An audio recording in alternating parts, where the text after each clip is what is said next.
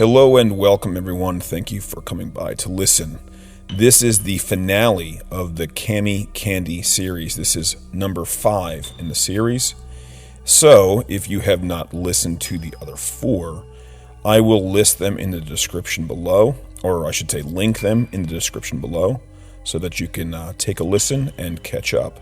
For those of you that have been along for the entire journey, we end with the last of the Cammie Candy series, titled An End to Ends.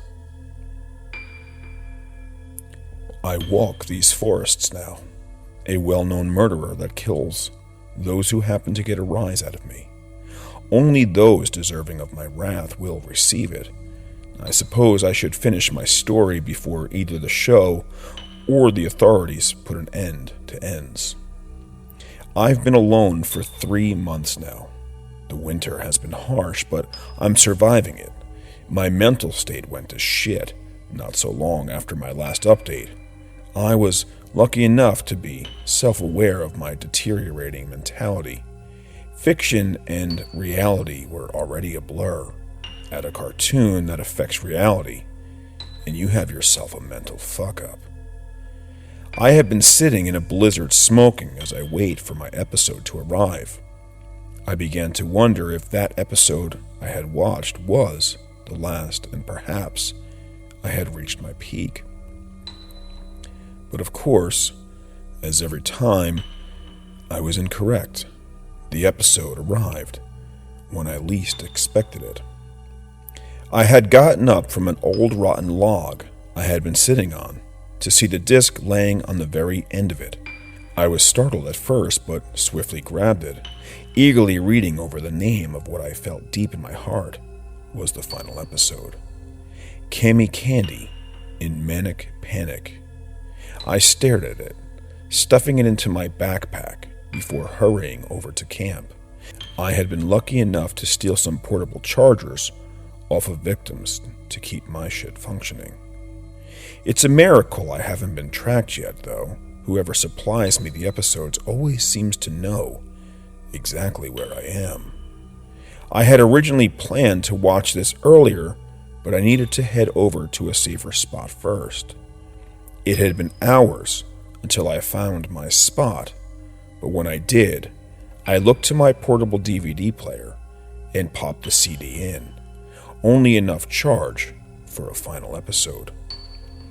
I bundled up to enjoy what may possibly be my final night. I watched on patiently as the episode came on screen. Cammie Candy's little theme started playing by the title card. Who's that girl there? Pay her no mind. It's just Cammie Candy walking on by. Give her a smile and give her a wink, 'cause she's the sweetest gal, all pretty and pink. I could not help myself from humming along. I feel almost addicted to this show. The card read, Cammie Candy in Manic Panic. Then had Cammie walking down what looked to be a stone path, while sporting a horrifyingly twisted grin. She made a cutesy gesture, then winked at us with those eyes of hers. The episode began with her casually walking down a stone path, heels clicking as she looked around in a terrified manner. Hello? She asked softly, bag on her back as she traversed what looked to be a thick forest. She looked shaky, which was quite a lot different than what we had seen of her before. Her dress had tears, bloodstains, and her hair was wild. She had a grim expression on her face, an expression filled with regret. She soon came upon her cottage, walking into it, then exploring it. She tenderly pressed her fingertips into the couch's plush exterior. Her broken heels would kick up a little dust as she walked. She was gazing around at the empty, dusty house. Every time she left a room, I noticed the spirits of those who died seemed to follow her. She paid them no mind and continued on her merry way. She held what once belonged to her, then sat down on the couch in her living room. She just looked down. I heard something in the distance, like a person. I decided to start moving while watching the show. She began to sing a song about regrets and how they haunt you, the ghost providing harmony with her voice. I smiled tiredly, agreeing mentally with her that I wish I had never done the things I had did, regardless of how these people deserved punishment. Cammie continued the song while cleaning up her house. I hummed with her, knowing today may be the day I am caught and possibly get killed. I hear the police closing in. I could only watch the episode in my final moments. Cammie then seemed to recall something, then looked to a picture frame. Oh, I nearly forgot. I have one person left that was supposed to come by today. It's been so long since I've seen them. My good friend, Quinn. My heart stopped along with my wobbling legs. No, that can't be right. I shook my head. Maybe it was coincidence that we had the same name. I felt a little better upon seeing her pick up a picture of the person she was speaking of.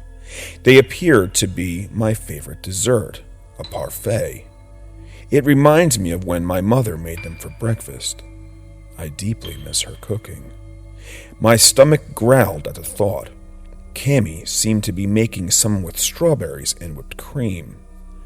My favorite. I then heard dogs in the distance, and a lot of them. I had to get out of this forest or I'd be caught. I may know it's almost the end for me, but I'll be damned if I make it easy for them. I raced through the trees, taking glances as I listened to the video. The dogs' noises had vanished. I was met with fog, as well as my screen fizzling out. I soon realized that there was no more snow in my path, just beautiful green glades, despite the sky being dreary. The more I walked, the nicer the temperature got. The portable player ended up losing power, so I put it away. I kept on my travels. My pants were filled with holes and rips, along with my shirt and coat. I found a stream, getting water from it while looking at my reflection. It felt nice to clean my face, hair, and hands of old blood. I began to hear sounds like music faintly playing in the far distance. I opted to follow the sound. Walking on a stone path, I came across a town filled with people. I walked around this little village to find the people acted strangely. They all had a rhythm to their movement. All of them wore gloves, and all of them, had a smile. I nearly jumped out of my skin when a baker called to me from the door to his shop.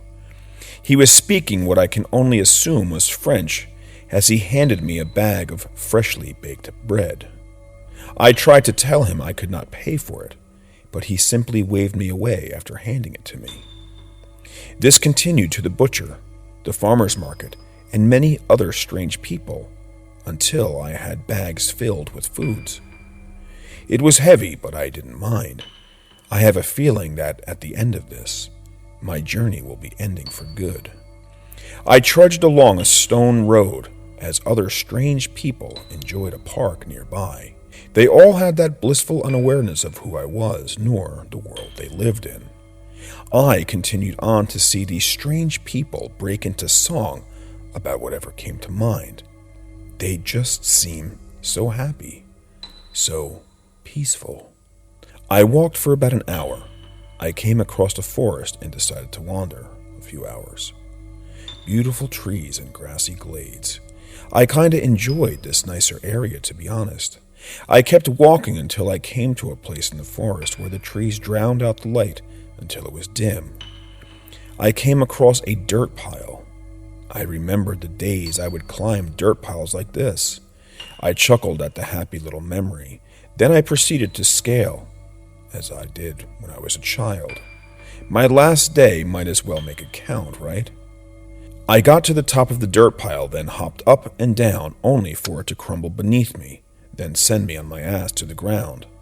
I laughed hysterically at first, before looking to the pile itself, then stopping myself. I swallowed hard.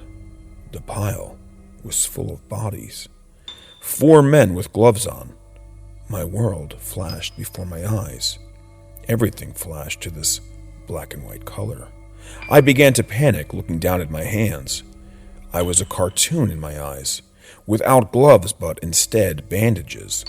I began to panic, racing out of the forest onto a path. I saw cartoon people around me. They moved out of my way with either smiles or surprise.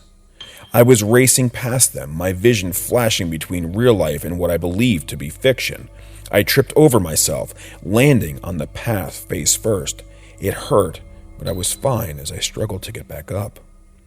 A man came to help me up, but when I grabbed his hand, I grabbed the outside of it, as if the real one was bigger. He helped me up, joked about me having small hands, then laughed before going on his own way. My vision was back to seeing myself and the people around me as human.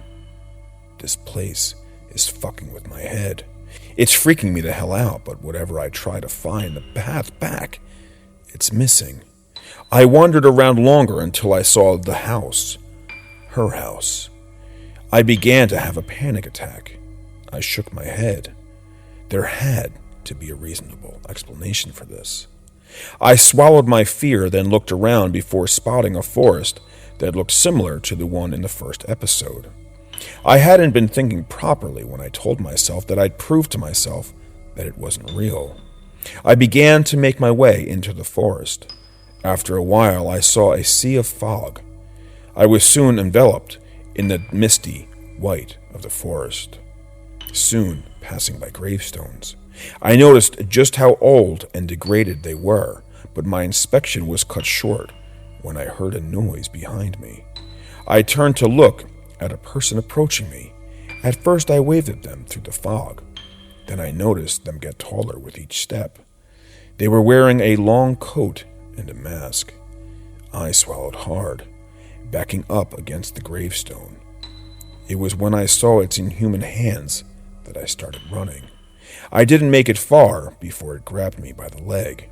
I screamed, then impacted the ground.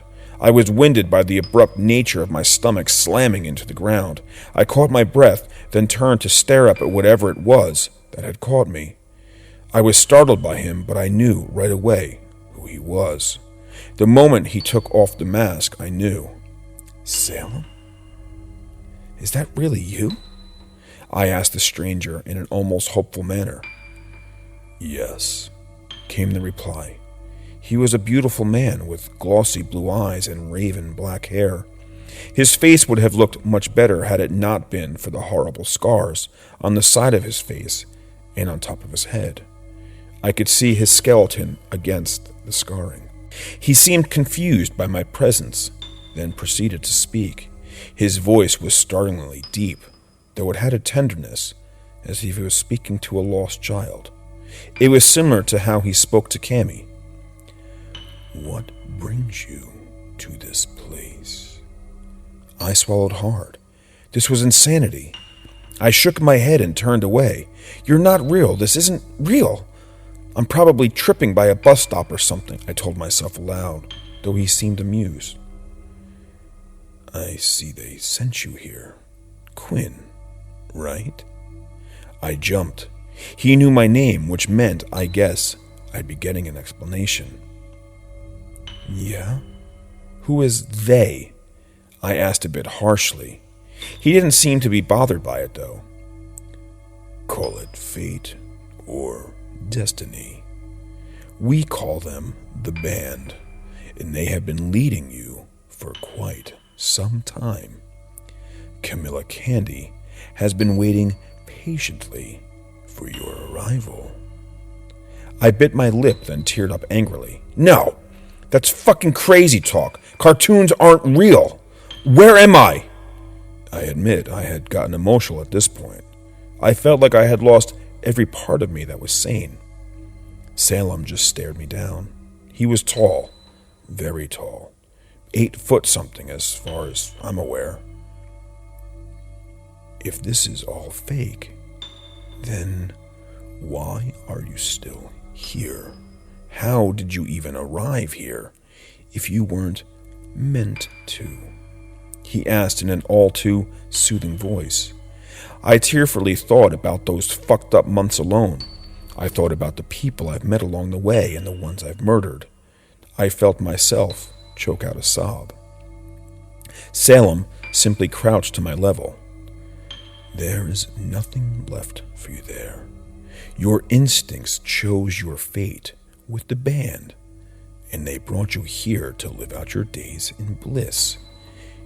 You will not like it at first, but people will help you, he says to me. I listen intently, only for more tears to pour out of me as he allows me to be comforted in his arms. Salem shook his head. I am sorry, mon ami, poste fruit.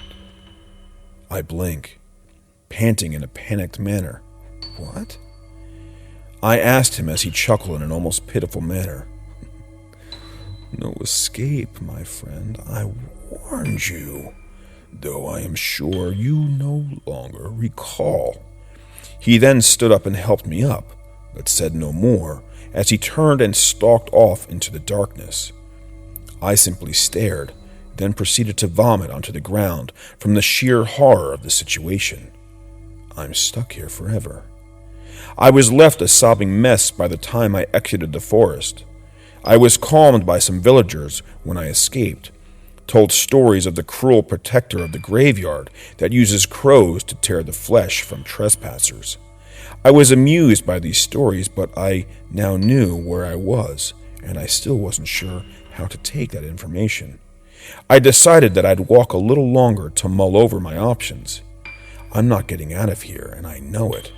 I glanced at the path to Cammie's house, then at the people. Do any of you know who Cammie Candy is? They all looked startled and looked to one another. A man with a slicked-back haircut and a curl in the middle of his forehead, a woman with fluffy white hair despite her seemingly young age, and an old man with a rough face. They caught you, eh? The old man chuckled. I knew it. You ain't like the rest of us. The woman elbowed the old man, then asked, So you're from out of town? You must be Quentin. I stopped in my tracks, staring at her in horror. How did you know my name? I asked her a little bit more freaked than I had intended, which startled her. She sputtered, then regained herself. The whole village knew you were coming. I just didn't expect someone so attractive. I was about to question exactly what that had to do with anything when the younger man chipped in. Oh, come now, Millie, you'll embarrass them. Millie appeared to turn away and mutter something in an exaggerated fashion. He shook his head, then turned to me. Sorry about that. He apologized, then shook my hand, that weird feeling of my hand gripping the outside of his. Then I heard their names. Peter Pastrini, Millie Poedet, and Old Man Soundbox Unreal. I really was in this damned cartoon with no escape. I stared at them, then took off running. Everyone here is so animated. How much time had passed by now? I didn't know. I must have spent the entire day looking for a way out, because by the time I took a breather, I started noticing people returning to their homes as the sun began to set over the horizon, and it was at this point that I had to accept the inevitable. I was not going to get out of here. It took me so long to accept that, aimlessly running all this time. I had done so many awful things. I had tasted blood, and I known the warmth and the smell of entrails. I had known what it meant to kill someone. I had walked the path of an unwilling murderer. But here I was, afraid that I was being punished for my actions, no matter how justifiable they may have appeared at first. No, I knew this had to be done. I am now finishing this final entry with this. I cannot be rescued from whatever fate lies before me, whether it be death or brainwashing or becoming one of them. I do not know. But I know that when I knock on this cute little cottage door, I will be meeting Cammie Candy and possibly my end. Please listen to the warnings, and even if you ignore the first ones, fight tooth and nail to avoid the urges, the suffering. Do everything you can to survive it. If you found this book, You found where my last moments of freedom were. You found a place that was not meant to be found. My only hope is that you did not get here the way I did. This is my final goodbye. Thank you for reading. Quinn, Parfait.